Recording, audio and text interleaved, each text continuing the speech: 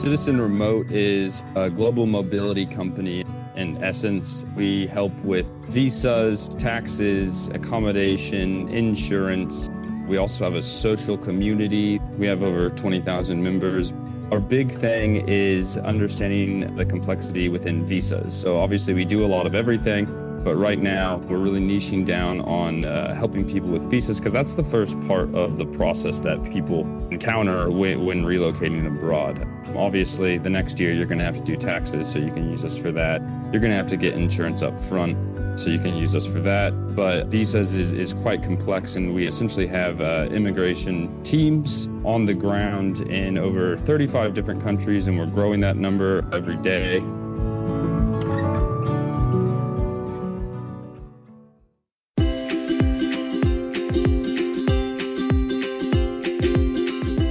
Welcome to Leaving America, the podcast where we unpack the fine print of life abroad, the clauses you didn't read before you packed your bags.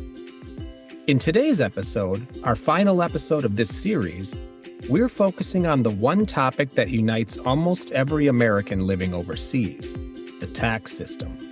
Not how much you pay, though that matters, but the fact that the United States insists on hearing from you every single year, no matter where you live, what you earn, or whether you've set foot on U.S. soil since Carter was in office.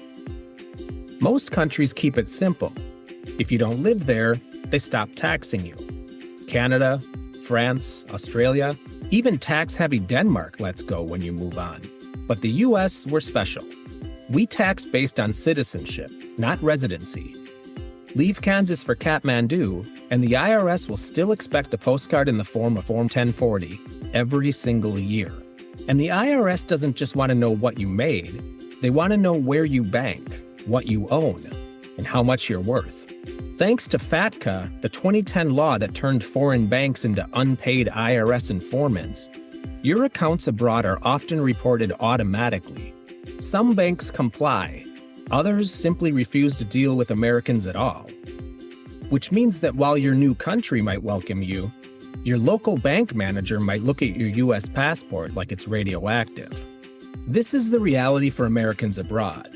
You need to file annual tax returns even if you owe nothing. You have to navigate exclusions, credits, and reporting rules so convoluted, you probably need a professional just to break even.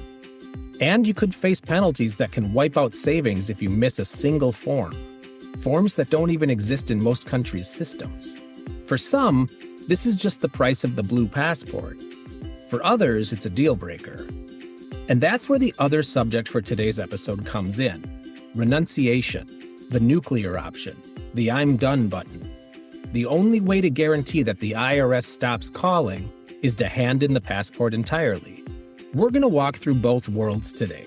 First, the mechanics and burdens of taxation as an American abroad, what you're on the hook for, how to stay compliant, and why it's so exhausting. But also, with the help of some experts you'll hear from today, how to navigate it without losing too much sleep. Then the renunciation process, what it costs, how it works, and what you lose along with your citizenship. I'm your host, Sean C. Fettig. And if you've ever thought, surely they won't chase me across borders for taxes, you've clearly never met the U.S. government, and you're absolutely in the right place. To stay updated on the latest episodes, follow, like, and share Leaving America on the Deep Dive with Sean podcast feed, wherever you get your podcasts. And if you've concluded that the U.S. government can't be trusted with your future, and you're weighing the pros and cons of swapping your blue passport for something with fewer tax forms, email us at deepdivewithsean@gmail.com. All right, pack your bags. This is Leaving America. Essentially, what you're going to have to do is you're going to always have to file in the U.S. no matter what. So there is that. And that's not fun. A lot of people around the world don't have to deal with that, but being an American myself, I've always had to deal with it. And but the thing is it really isn't that complex. The only thing you're going to have to do is find a local accountant, tax agent in the country in which you're living, and you have to file taxes in that country if you've lived in that country, for most countries, for over 183 days of the year. So a majority of the year, that essentially makes you a tax resident in that country. So you'll have to file at year end taxes in that country. So let's just use Spain for an example. When you're living in Spain, after you've lived there for a majority of the year, you file taxes in Spain, and you also file taxes in the U.S. And so the way that works is, the way I've done it in the past is you have a tax accountant, you do all of your income that you made in the country. Even though I was working from abroad and made income from abroad, you still have to file it with Spain. You take that tax return and then submit it to the U.S. Most of the time you're going, unless you're in a special like tax regime, you're going to have to pay more taxes in the country that you're living abroad. The U.S. is actually quite strong with taxes in the sense that they're lower than most everywhere else around the world. So when you file that return in the U.S., you've already paid the amount of taxes unless you don't have a double taxation agreement with the U.S., the country in which you're living, which then gets a little bit more complex. But you're essentially not going to have to pay more on your tax return in the U.S. It's essentially you paid all your taxes in the country in which you're living abroad. So the way we help with that is if you're needing tax to file your tax return, which you will if you live majority of the year in that country, then we can essentially hook you up with the relevant tax partner in that country. So for Spain, for example, we have a tax partner in Spain. We would hook you up with the tax partner in Spain. We do have tax partners in the U.S. as well, but typically people will just use the accountant that they've been using, their whole life in the U.S. That was Tim Marting, founder of Citizen Remote, which assists people moving abroad with every aspect of transitioning from obtaining a visa to filing taxes, describing the unique tax situation that American expats find themselves in. If you're an American living abroad, the tax system is your shadow. It doesn't matter if you've built a new life in Berlin, run a cafe in Oaxaca, or teach yoga on a beach in Bali. Uncle Sam still wants to know what's going on in your wallet. And here's the kicker. It's not just your wallet. It's your spouse's, your joint accounts, your pension, your rental property, and thanks to FATCA, sometimes even your kid's college savings plan. The U.S. is one of only 2 countries in the world that does this. The other, Eritrea, charges a flat 2% tax on expats and calls it a day. America, in contrast, has built an entire bureaucratic obstacle course for anyone who dares to move away but still hold a passport. Every American citizen, no matter where they live, must file an annual U.S. tax return, Form 1040, every year without fail. You have to report your worldwide income, salary from a foreign employer, investment dividends from a French brokerage, rent from your flat in Lisbon, gains from selling cryptocurrency on an exchange in Singapore. Even if you owe nothing because of exclusions, credits, or treaties, you still have to file. Miss a form, and the penalties can be brutal. This is why so many Americans abroad pay $1,000 to $5,000 a year to accountants to file $0 returns. The Foreign Earned Income Exclusion, FEIE, is the lifesaver that most Americans living abroad rely on. This is the one everyone hears about. In 2025, you can exclude up to about $126,500 of earned income from U.S. taxes. Double that if you're married and both working abroad. That means if you earn $126,500 or less abroad in a tax year, then you will pay no taxes to the United States on that income. But there are catches. It applies to earned income only, not pensions, not investment income, not rental profits. You have to prove you live abroad, either by the physical presence test, 330 days outside the U.S. in a 12-month period, or the bona fide residency test, proving deep ongoing ties to another country. And yes, you still file a full tax return to claim it. There are also some credits that might be helpful. If you're paying taxes in your new country, you might offset your U.S. bill with a foreign tax credit. This is great if you live somewhere like Germany or Japan, where rates are high. It's less helpful in places like Panama or the UAE, where you might owe little to your host country, but still be on the hook in the U.S. It also doesn't automatically apply to certain income types, capital gains for instance, so you can still get caught in double taxation. The US also has income tax treaties with over 60 countries. In theory, these agreements are meant to prevent you from being taxed twice on the same income. But in practice, they're helpful, but they're not a magic wand. Tax treaties can reduce or eliminate U.S. withholding taxes on certain income, like pensions, dividends, or royalties, and they can clarify which country gets to tax specific income types, and they sometimes allow you to claim extra deductions or credits. But there is fine print. Treaties don't override the requirement to file a U.S. tax return every year, and that's probably the main takeaway here. You have to file a tax return even if you made nothing in your new country. Also, some treaty provisions don't apply to all income types. For example, a treaty might protect your pension from double taxation, but still leave your capital gains fully exposed. And you have to actively claim treaty benefits, often by filing Form 8833 to disclose your position to the IRS. Skip that step, and the treaty doesn't automatically save you. And perhaps most frustrating for Americans abroad, tax treaties rarely address the reporting requirements that cause the biggest headaches. FATCA, FBAR, and other information disclosures still apply no matter what. And we'll talk about that next. If you live in a country without a treaty, like much of South America or parts of Southeast Asia, you'll rely entirely on the Foreign Earned Income Exclusion and foreign tax credits for relief. So I've mentioned FATCA a few times. Let's talk about it. The Foreign Account Tax Compliance Act was passed in 2010 to catch offshore tax cheats. In reality, it turned Americans abroad into toxic clients.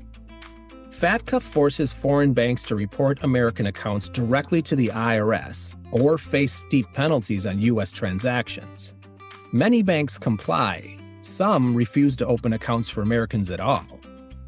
The fallout from FATCA is expats being denied mortgages in their new countries, or long-standing investment accounts being shut down with little notice, and difficulty opening even basic checking accounts in certain countries. If you have foreign assets above certain thresholds, you also have to report them yourself via Form 8938, on top of everything the bank already sends. David Lesperance, founder of Lesperance & Associates and leading global expert on tax and immigration processes, explains this in some greater detail. Americans are different than everybody else because of the citizenship-based taxation and a regime called FATCA, which was a beefing up of a prior regime called the Qualified Intermediary regime. And so if you're a foreign financial institution, whether that's a bank or a brokerage or a combination thereof, you need to do more paperwork for an American than you would for, a Kiwi or a Canadian or a Brit or an Aussie. But you can certainly do that. So it's completely legal to have bank accounts, for Americans to have bank accounts outside of the United States.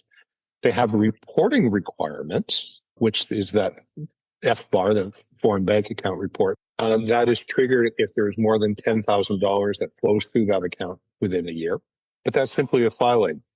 If that account made money, had dividends, for example, there would be U.S. tax liability on that because the foreign financial institution is going to sign a form called have you sign a form called a W-9, which gives that financial institution the ability to report, withhold, and remit to the U.S. on any income or capital gain on that in that account.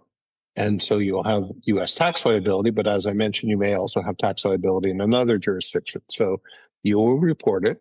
And if you have income that's generated at a sufficient amount, you'll pay U.S. tax on that or get credited because you'll have paid tax on that same account in another jurisdiction. If the total balance of all your foreign accounts exceeds $10,000 at any point in the year, you must file an FBAR. This is separate from your tax return. Miss it, and penalties can run into 5 figures, or up to 50% of the account balance if the IRS thinks you are willfully ignoring the rules. This covers personal accounts, business accounts, joint accounts with non-U.S. spouses, and even accounts you can sign for but don't own. It's not just about money. This system creates a constant low-level anxiety for many Americans abroad. Every business venture, investment, or financial decision comes with the question, how will this play with the IRS? And here's the irony. The U.S. collects very little tax revenue from most Americans overseas. Many owe nothing. The system isn't about revenue, it's about control and compliance. Which is why, eventually, some people stop trying to navigate the maze and start looking for the exit. And that's where renunciation comes in. At some point, after filing your 10th straight $0 tax return from abroad, paying thousands for the privilege, and watching your local bank treat you like you just announced you run a cryptocurrency pyramid scheme, the thought creeps in, what if I just ended this? Renunciation isn't casual. You can't do it on a whim like switching cell phone providers. It's a deliberate, bureaucratically slow, and financially inconvenient process. But for some people, it's the only way to make the US government finally let go. Taxes are almost always the first domino. Citizenship-based taxation, FATCA reporting, FBAR penalties, it's death by 1,000 forms. Even if you're not wealthy, the constant compliance grind can make the blue passport feel more like a shackle than a privilege. But there are other drivers. Some people renounce because they literally can't get a mortgage or investment account where they live. Also, dual citizenship laws. Certain countries, Singapore and Austria, make you choose one or the other. And then philosophy. A smaller group sees renunciation as a statement. The US no longer reflects their values, and they want to fully commit to the country they now call home.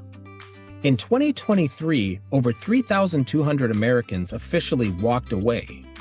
That's not a mass exodus, but it's a lot more than before FATCA, when the number barely broke 500 in a typical year. And those are just the ones who follow through. Many more hover in limbo, Googling embassy wait times and second passport options. So here's how it works. You cannot renounce inside the United States. The State Department insists you show up in person at a U.S. embassy or consulate abroad, passport in hand, and make it official. Before you even book an appointment, you must already be a citizen of another country. This is non-negotiable. Whether you got it through ancestry, naturalization, or an investment program, you need that second passport ready to flash. The appointment itself can be one session or two, depending on the embassy. Either way, expect a security screening that feels more intense than your last international flight, a consular officer making sure you're not being coerced and that you understand exactly what you're giving up, and reading and signing the oath of renunciation in front of that officer, under oath. Some people cry, some feel nothing, some head straight to a bar. And you have to pay for it. $2,350, by far the highest renunciation fee in the world. Most countries charge little or nothing. The US raised it from $450 in 2014, claiming administration costs. Critics call it a deterrent. Either way, you'll pay it, usually right there at the embassy. Once you've sworn the oath and paid the fee, your case goes to Washington, D.C. for final approval. And when that's done, you receive your certificate of loss of nationality, the single piece of paper proving you are no longer American. You'll need it for future tax filings, visa applications, and banking. From that moment, you're officially out. Well, except for one last date with the IRS. And this is where things get more interesting and potentially expensive, because the US has one final mechanism to make sure they get their pound of flesh. So you've signed the oath, handed over the passport, and paid $2,350 for the privilege of no longer being an American. You might think the IRS would send you on your way with a handshake and a good luck. But no. Instead, they've got one last trick, the exit tax, which is exactly what it sounds like. It's the IRS equivalent of rummaging through your suitcase on the way out to make sure you're not sneaking away with anything untaxed. But not everyone pays the exit tax. First, the IRS decides whether you qualify as a covered expatriate. This label is less about glamour and more about whether they can squeeze you one last time. You're considered covered if you meet any of these: Your average annual U.S. income tax bill over the last 5 years is over roughly $200,000. That's a 2025 figure. That's tax owed, not your income. And or your net worth is $2 million or more, counting everything you own anywhere in the world. House, investments, retirement accounts, art, crypto, the vintage guitar you plan to sell someday, and or you haven't filed U.S. taxes for the last 5 years and can't certify that you've been fully compliant. This is the trap that catches a lot of otherwise middle-class expats. If you meet even one of these, congratulations, you're covered, which means you're going to pay an exit tax.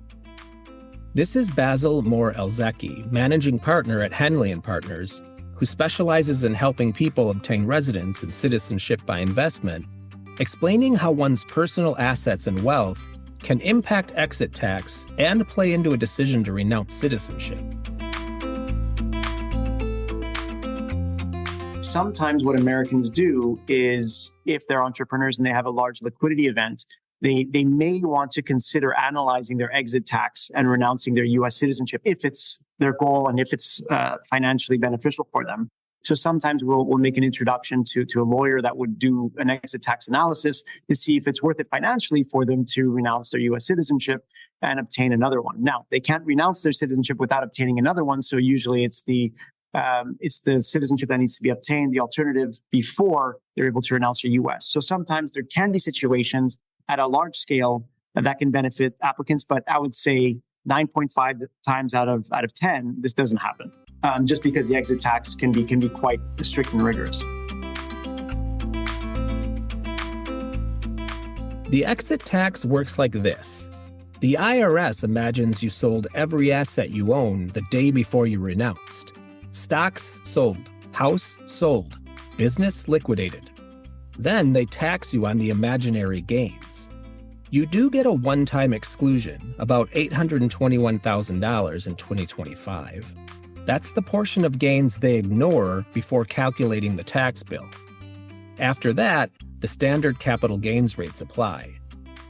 So let's say you own a home in Spain, you have U.S. retirement accounts, and you have investments, and we can imagine that your gains might total something around $900,000.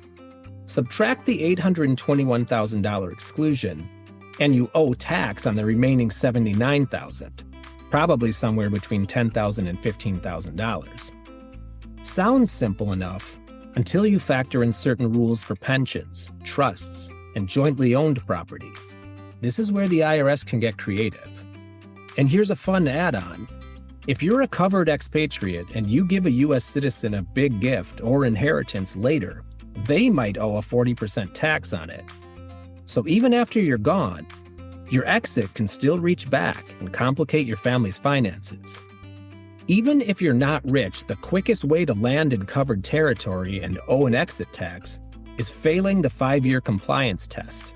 You must have filed complete and correct U.S. tax returns for the 5 years before you renounce. No gaps. No, I didn't think I had to file. If you can't sign Form 8854, the IRS's expatriation information statement, under penalty of perjury saying you've been compliant, you're covered by default. And yes, Form 8854 is as much fun as it sounds. But people who plan this carefully, sometimes a year or more in advance, can reduce or even avoid the exit tax. That might mean getting compliant with back filings before starting the renunciation process, or shifting or liquidating certain assets, or timing the renunciation for a year when your gains or tax liability will be lower. But if you go in cold without a tax lawyer or expat CPA who's done this before, you're basically playing financial Jenga with the IRS. Once you've cleared the exit tax hurdle or confirmed you're not covered, you're free, except for one last question.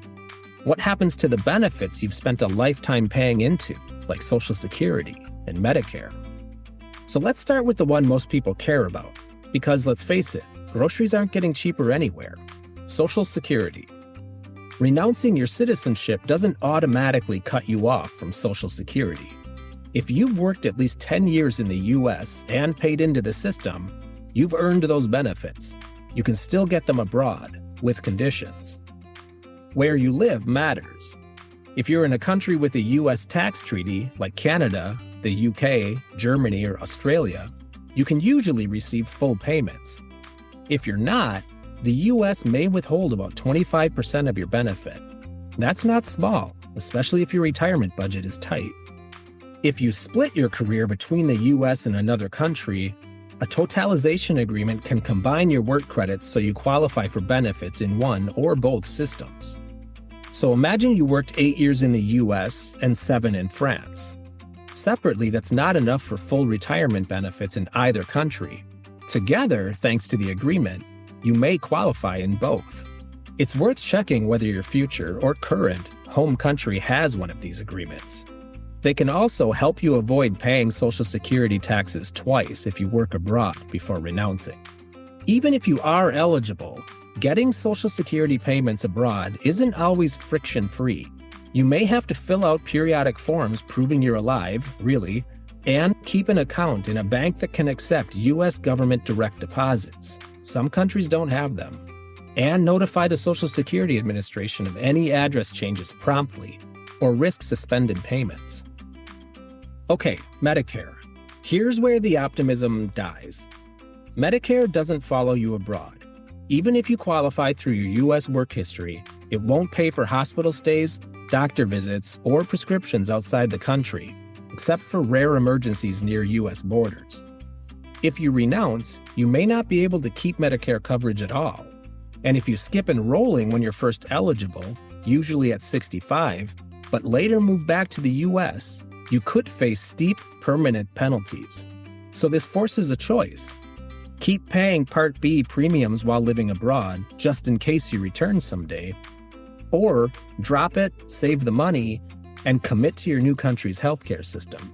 Either way, it's a decision you should make before you sign that oath of renunciation, not after. Other things you should consider. Renunciation isn't just about benefits, it's about rights you won't get back. So, voting in U.S. elections, no more. Entering the U.S. freely, you'll now need a visa like any other foreign national. Petitioning to bring relatives to the U.S. under family immigration rules, and access to certain government jobs, grants, and contracts. You can still visit, but your visa application can be denied. And in today's America, that's increasingly likely. And no, there's no undo button. Once you renounce, you're out. So yes, you can still collect some benefits, but you're also stepping away from a safety net you might have assumed would always be there. Which means renunciation isn't just a tax decision, it's a long-term life decision. And that's where we'll wrap this episode and this series, with the reality check of what it truly means to walk away, and why for some, it's worth it anyway. When you strip away the paperwork, the legal jargon, and the forms with names like DS 4080, renouncing U.S. citizenship comes down to one question.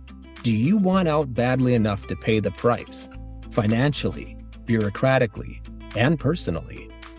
Because the truth is, for most people, this starts with taxes. The filings, the forms, the endless reporting, the sense that no matter how far you move, the IRS is always leaning over your shoulder. That's the friction that pushes people toward the embassy door.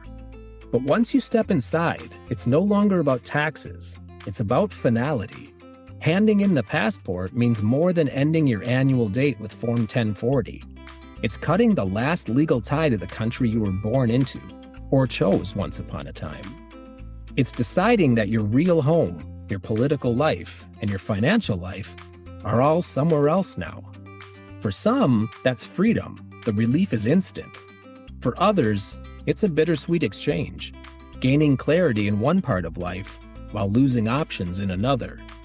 And for many, the complexity and cost mean they'll keep one foot in each world, filing every year, sighing over the absurdity, and getting on with their lives. Renunciation isn't the right move for everyone. But if you're living abroad, dreading tax season like it's an annual audit of your soul, it's worth understanding what the exit button really does. Because it's not a fantasy, it's a real legal option, and more people are taking it. If you do it, you'll never forget the moment you hand over that passport. Not because it's emotional, though it might be, but because it's the day you turned your relationship with America from complicated to officially over. So whether you stay, leave, or hover in between, just make sure you're the one making the choice, not the system. I'm going to leave you with some thoughts from the experts and expats that have contributed to this series over the past 12 weeks about what has motivated them to move, what they love about where they live, and how they approach the idea of living abroad. First, you'll hear from Matt Wilson, co-founder of Under 30 Experiences, about how he gradually evolved from being a short-term traveler to an expat. Then Karen McCann, author and creator of the blog Enjoy Living Abroad, about discovering Spain and why she fell in love with it. Then Richard McCall, journalist and host of the Columbia Calling podcast, about his permanent move to Colombia. Tim Leffel, award-winning author and editor of the Perceptive Travel magazine, about living in Mexico. Then Tim Marting, founder of Citizen Remote, who you heard from at the top of this episode, about what you'll learn traveling and living abroad. And finally, Adrienne Leeds, real estate consultant in France, featured regularly in House Hunters International, about the attitude she embraces that has fueled her approach to living abroad and making necessary changes based not in fear, but in living in the moment.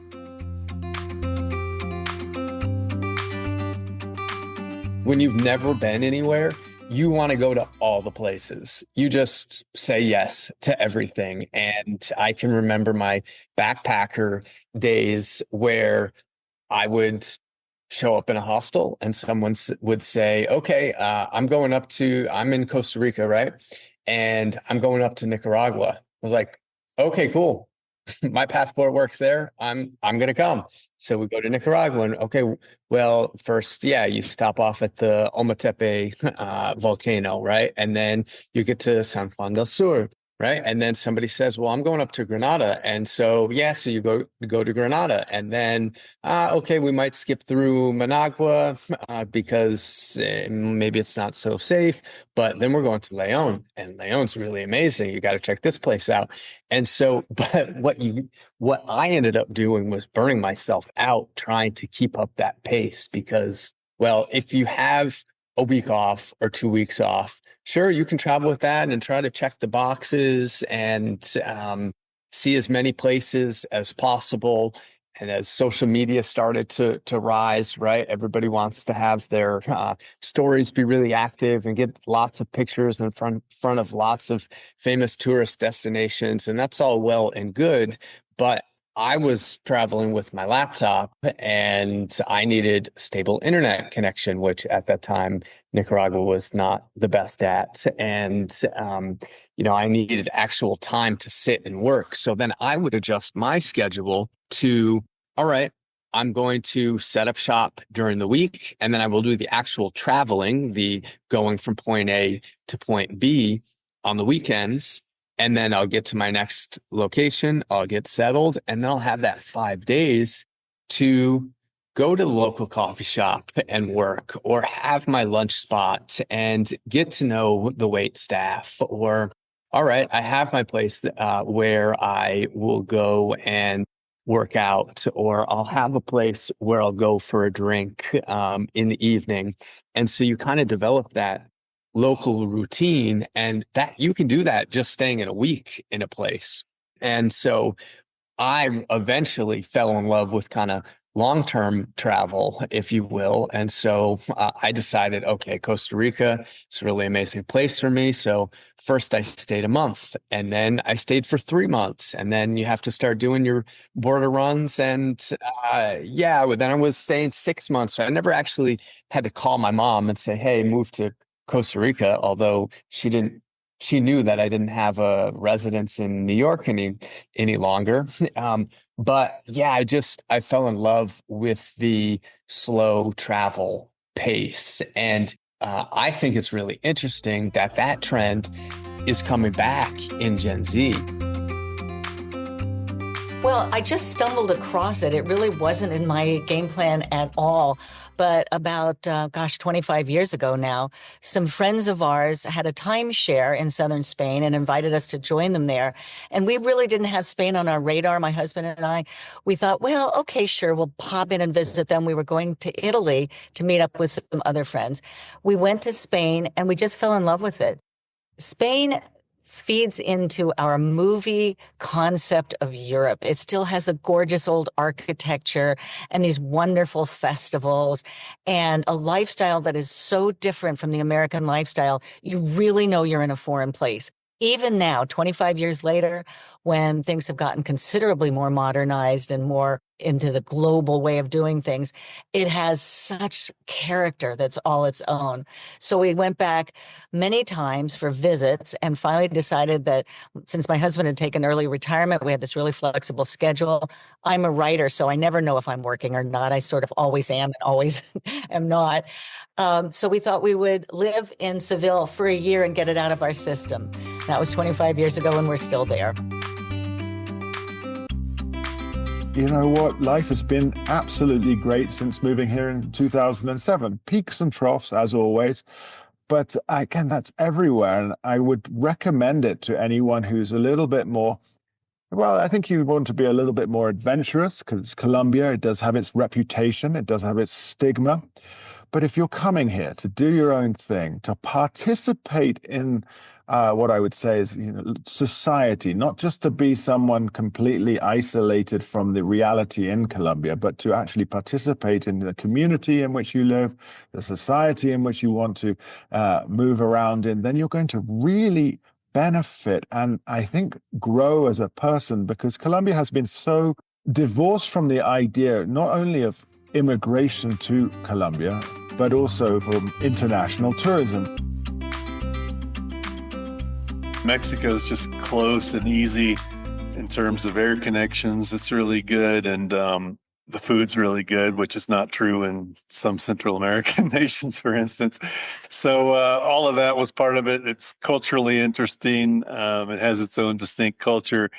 But in the end, it was partly economic and partly just convenience because it's so easy to get back and forth. But one of the great things about Mexico is you've got so many choices in terms of geography and climate and whatever. And we live in Guanajuato, which is about 6,000 feet in altitude and 6,500 depending on where you are in the hills. But it stays pretty nice all year. The weather's sunny, but it's fairly cool and doesn't get all that hot. And so it's, part of all that kind of played into it, but it just turned out to be this was the best choice.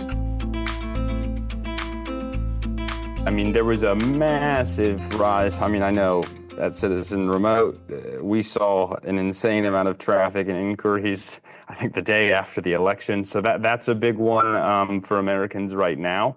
But I mean, before the election, there was still many, many people looking to relocate abroad. And I think a lot of people are just interested in, a change of pace, experiencing a different culture. And that's why I did it many, many years ago. I was just interested personally, and it's a great big world out there. And there's a lot of beautiful areas. And I decided, I can live my whole life in the U.S. and I have my family there. I go visit them all the time. I love it in the U.S. But also, you only have one life. So why not see, what there is to see in this great big world and experience different cultures and learn a little bit. And I have absolutely loved it.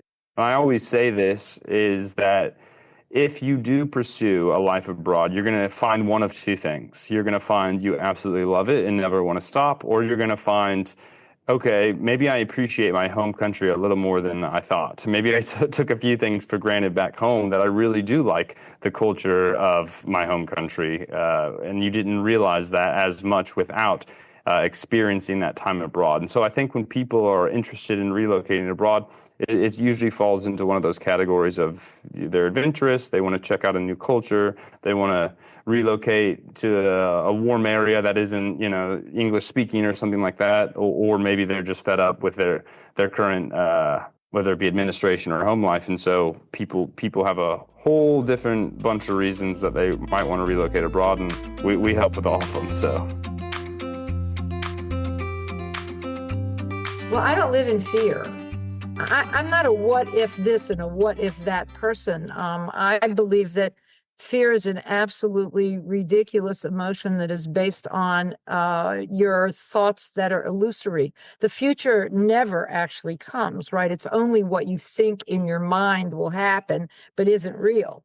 And so as long as you live in the present moment, and you can really eliminate fear completely, and you deal with your life as it presents itself, right? I think France and Europe is an amazing place. As a matter of fact, you see how they're getting stronger in order to combat what's happening in the U.S. with, Donald Trump and all of his tariffs and other decisions, where the EU is now having to regroup, get strong, be able to combat that. And I think that's positive. I think that's really a plus factor.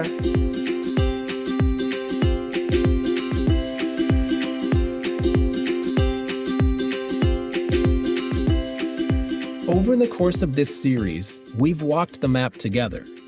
We've explored the easy escapes of Portugal, Spain, and Latvia. We've sipped coffee in Parisian cafes and run cost of living math in New Zealand. We've peeked into the quieter corners of Costa Rica and the bustling streets of Vancouver. We've navigated residency permits, healthcare systems, tax codes, and the strange beauty of a culture that isn't our own. And now, here at the end, we've looked at the ultimate decision, cutting the last legal tie to the United States through renunciation. If you've been with me from episode 1, you know leaving America was never just a travel guide. It's been a blueprint for autonomy, for building a life that works for you, wherever you choose to live it. Because in uncertain times, having options isn't just nice, it's necessary. We've seen how democracies wobble, economies shift, climates change. We've talked about designing a life that can flex when the ground moves, whether that's keeping dual citizenship in France, buying a beach bungalow in Dominica, or going all in on a rural village in the south of Italy. Some of you listening will keep one foot in each world, a U.S. passport in one hand, a residency permit, or even citizenship in the other. Others will leap completely, cutting that final cord. And many will land somewhere in between, knowing that the door is open if they ever need to step through it. Leaving America isn't about rejecting your past. It's about expanding your future. It's saying, I get to choose where my life happens. And in a time when so much feels out of our control, that's no small thing. If you've been thinking about it, even idly in the recesses of your mind, you've already started the process. The rest is planning, patience, and a willingness to imagine a different version of your life. The truth is, there's no perfect place, but there are places where you will feel more at home, more secure, more yourself, and those are worth finding. In uncertain times, hope is a plan, and whether your plan keeps you here, takes you to the jungles of Honduras, an island in the Philippines, a mountaintop in New Zealand, a side street in Lisbon, or a quiet coastal town in Ireland, the power to make it yours is still yours. I want to thank all of my guests that have contributed to this series. I want to thank all of the listeners that have walked this road with me. And wherever you land, I hope you make it home. This has been Leaving America, because sometimes home isn't where you started.